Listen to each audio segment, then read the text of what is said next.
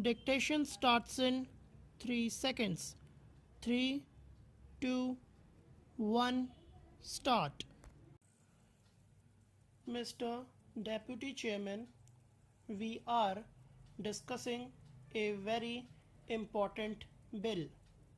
When we are discussing this bill, we should devote all our attention on the economic effects of this bill to this country.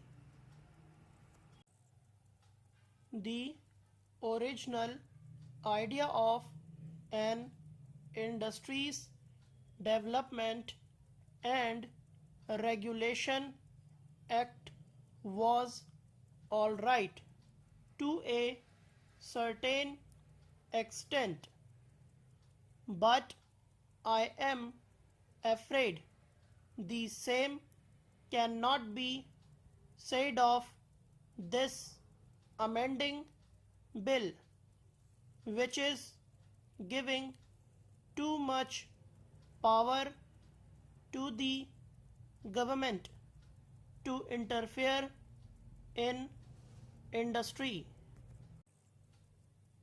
I think that the economic experts know only two types of economy: either the nationalized industrial economy or a capitalist economy with big failure of administration. There is no halfway house. I find that this Industries Development and Regulation Act is entering into a very difficult field.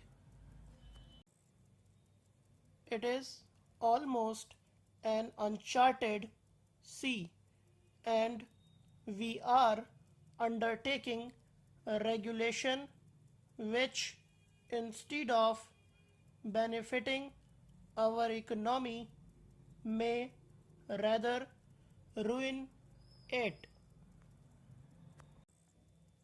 In a capitalist economy, it is the rule of the survival of the fittest.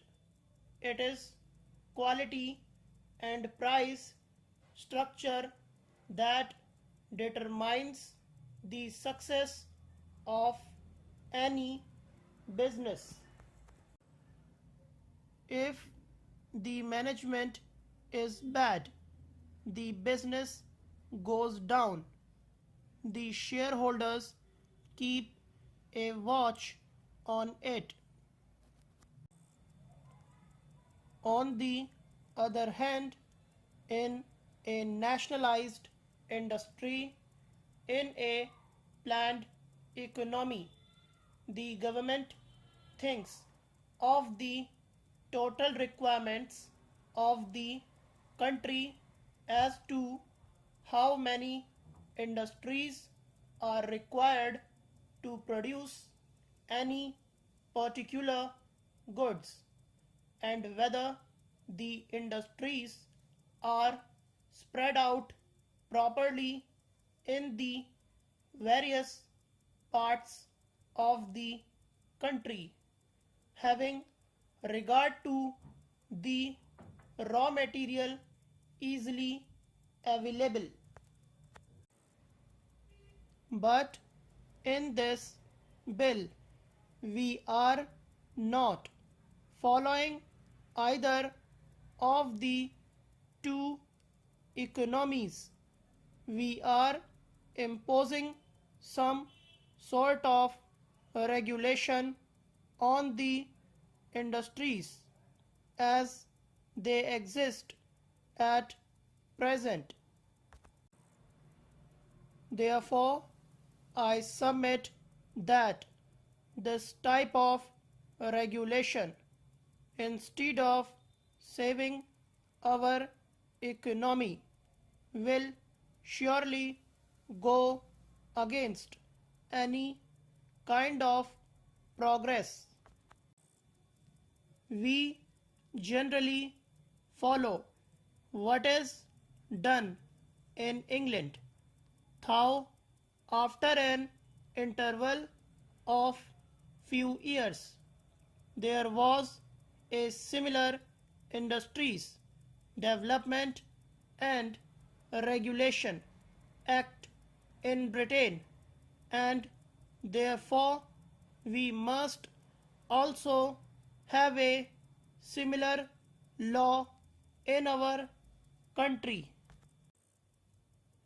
If we look into their experience of the working of this act, what we find out of the four development councils set up in Britain, only one was successful.